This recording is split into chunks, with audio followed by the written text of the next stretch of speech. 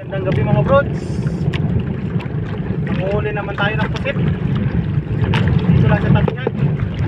Kahit medyo maalon, sana makakuha ng pangkulam lang tayo makapunta sa kabilang isla. Kaya dito lang muna tayo sa tabi-tabi.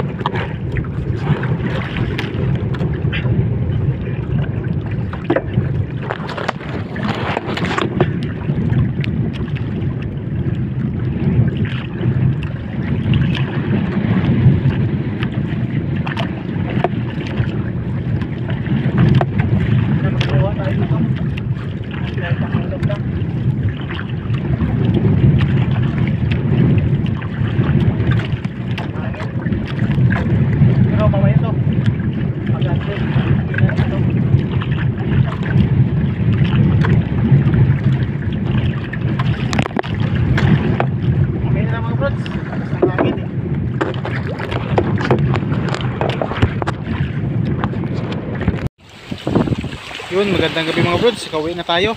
Huli natin, oh. Ang gamit natin, oh.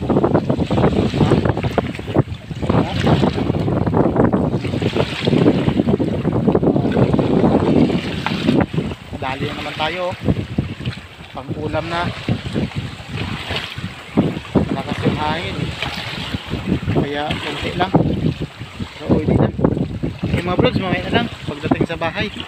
Mahulog yung cellphone natin, yung cellphone.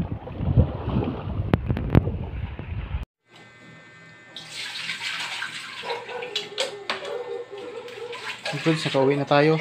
Nakuha natin, no? May pang-ulam na din. Oh, ito. Ang ating panglaban. Pandigma natin. Oh. Yan, no? Kadalawa na. Naka-10 piraso. Yan ang pandigma natin. Itong huli natin, oh. 10 piraso tayo. Malakas pa talagang hangin. 1, 2, 3, 4, 5, 6, 7, 8, 9, 10. 10 piraso din tayo. Pwede na yan pang ulam hanggang tanghalian. Yan.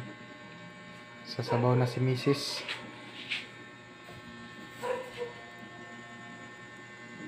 Pusit naman ang ulam. May gagataan na tayo bukas.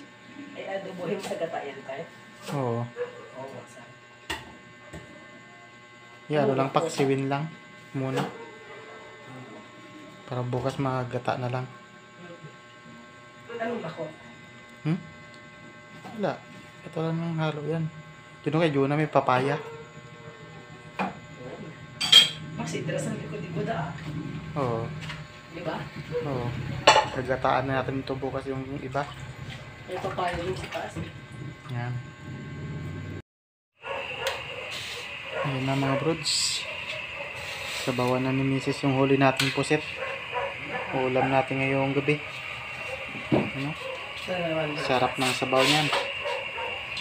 Tama na yan sa mga idagdagan. Tama na yan. Pusit na ano, sariwa.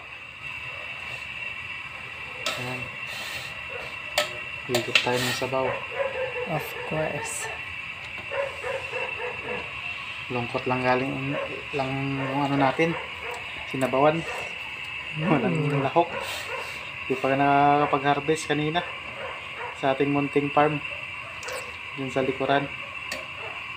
Malapit na din yun ma-harvestan lang. Ano? Sarap pa ng pusit.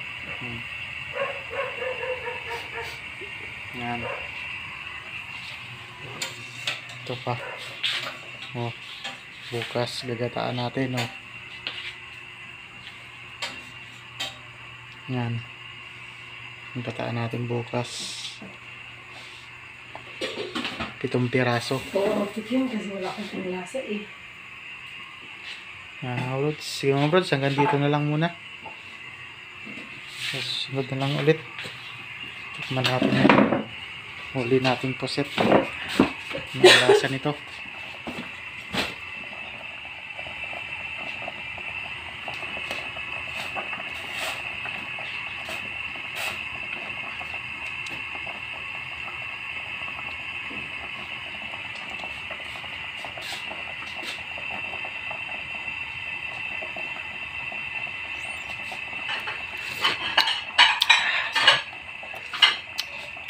Dagdagan mo asin konti.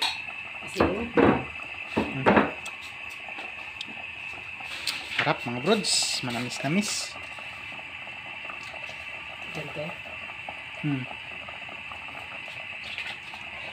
Namis talaga pag bagong-bago yung pusit.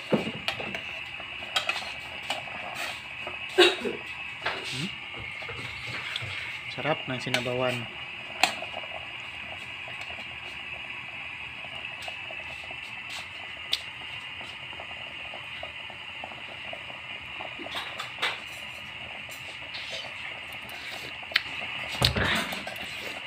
Sarap. Sige mga brods, hanggang dito na lang muna. Sunod na naman ulit. Bye bye. Thanks for watching.